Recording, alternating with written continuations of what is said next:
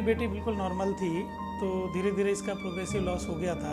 तो जब ये 6th क्लास में थी तब इसका लॉस होना शुरू हो गया था। तो 8th क्लास तक जाते जाते इसका लॉस पूरी तरह से हो गया था।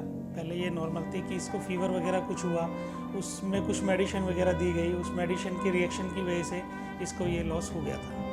तो फिर हमने इधर उधर काफ़ी धक्के खाए। उसके बाद फिर मेरे एक मिलने वाले शकरपुर में रहते हैं, उन्होंने मुझे डॉक्टर SK कथुरिया के बारे में बताया था।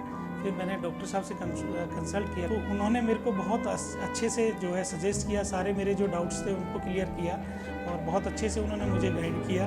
उनकी सजेशन के, उनकी गाइडलाइंस के बेस पे फिर मैंने इम्प्लांट कराने के लिए डिसाइड किया। हियरिंग लॉस की कई स्टेजेस होती हैं, अर्ली या mild hearing loss, moderate hearing loss, severe hearing loss और प्रोफाउंड हियरिंग लॉस। स्वीटी वो पोस्ट लिंगुअल बच्चा था।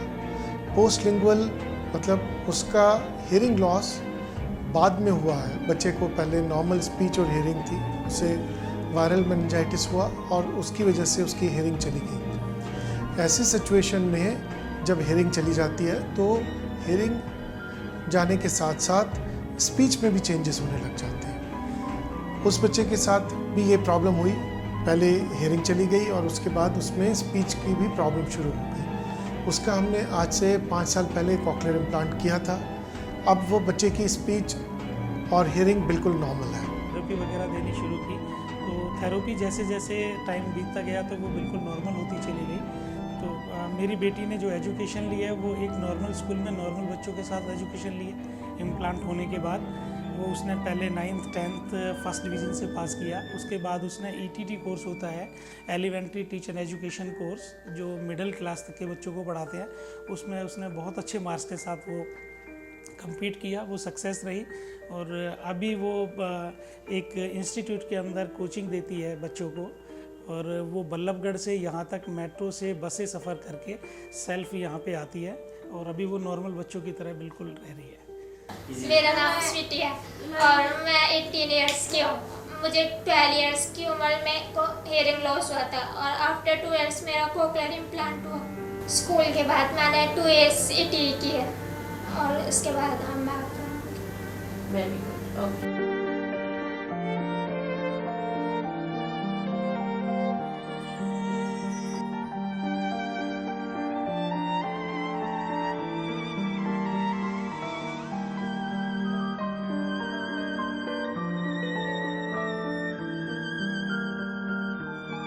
कॉक्लियर इम्प्लांट टेक्नोलॉजी दुनिया में आए हुए ऑलमोस्ट 15 साल से ज़्यादा हो गए हैं और हिंदुस्तान में इस टेक्नोलॉजी को आए हुए ऑलमोस्ट 13-14 साल हुए हैं।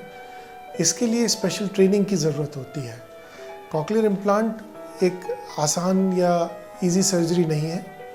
इसके लिए मैंने स्पेशल ट्रेनिंग वुल्सबर्ग में जर्मनी में ली है और मेलबर्न में ऑस्ट्रेलिया में ली है। और इसको करते हुए मुझे 12 साल से ज़्यादा हो गए हैं। पिछले 12 साल में मैंने ऑलमोस्ट 300 कॉक्लियर इम्प्लांट्स किए हैं। केस सिलेक्शन बहुत इम्पॉर्टेंट होता है ये देखने के लिए कि किस में एक्चुअली इम्प्रूवमेंट होगा, और हर ENT सर्जन ये काम नहीं कर सकता है।